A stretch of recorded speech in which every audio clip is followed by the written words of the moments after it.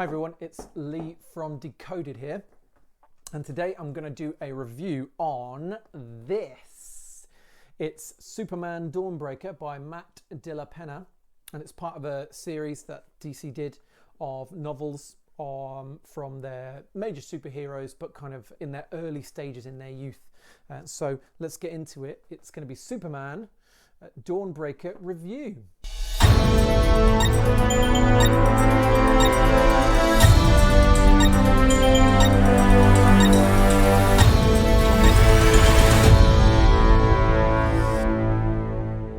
Okay, so everyone, Superman Dawnbreaker by Matt De La Pena. I read it, and do you know what? Really enjoyed this book. I love Superman. Superman's kind of up there as kind of my top one, if not top two, of my favorite superheroes. So really loved reading this one.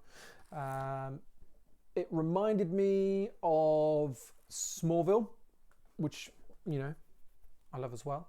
And all the way through it, it's kind of like I imagined it as an extra episode of Smallville, like all of the characters that were in it, Lana Lang and obviously Clark and all of his family, and even the environment, Lex Luthor, all of those characters that are in it.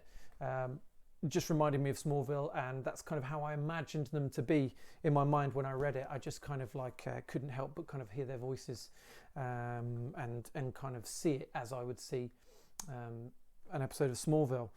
In the book, not to kind of give away too much, obviously Superman, or Clark Kent we should say really, because this is pre-Superman.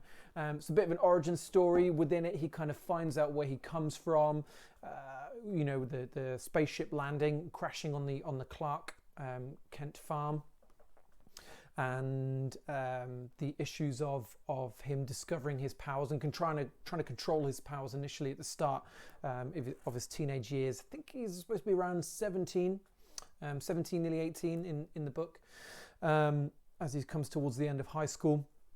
So within it, obviously, he's trying to work out what he's going to do with his life, and he's trying to control his powers at the same time. He has a bit of a crush on someone in it, which is part of the kind of the storyline, is the crush, but not necessarily the crush he has. But she is, I believe, kind of Hispanic or Mexican, from an immigrant family. And within the story, there is a large story where Mexican and immigrant workers from within the Smallville area and Metropolis City are going missing, and no one quite knows where they're going missing. And basically a criminal gang are targeting these immigrant families, knowing that they're kind of there illegally and are easy prey, have disappeared. So obviously he, with the help of his best friend Lana Lang, kind of investigate what's going on, where these people are disappearing, whilst at the same time dealing with this new company that has come to Smallville and has started buying up farms to do kind of genetically engineered crops and things like that by using kind of kryptonite related particles that they found within the area. So there's some different things going on there. Obviously he starts to discover some weaknesses with the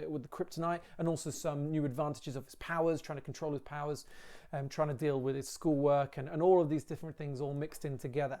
It deals with obviously him as an alien in a literal sense, but obviously it's also dealing with a lot of stuff to do with racism within the society, and trying to kind of deal with some of those issues as well. So lots of really good stuff in there, really exciting.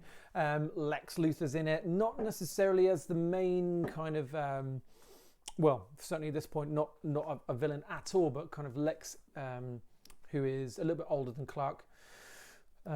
He kind of meets Clark through somebody else. So obviously he's in it and he's kind of helping out, but obviously he has some ulterior motives in the background, but obviously in this respect does kind of help them, and kind of is friends with Clark and his other school friends along the way as well. So yeah, really love this book, and would definitely recommend reading it if you like Superman.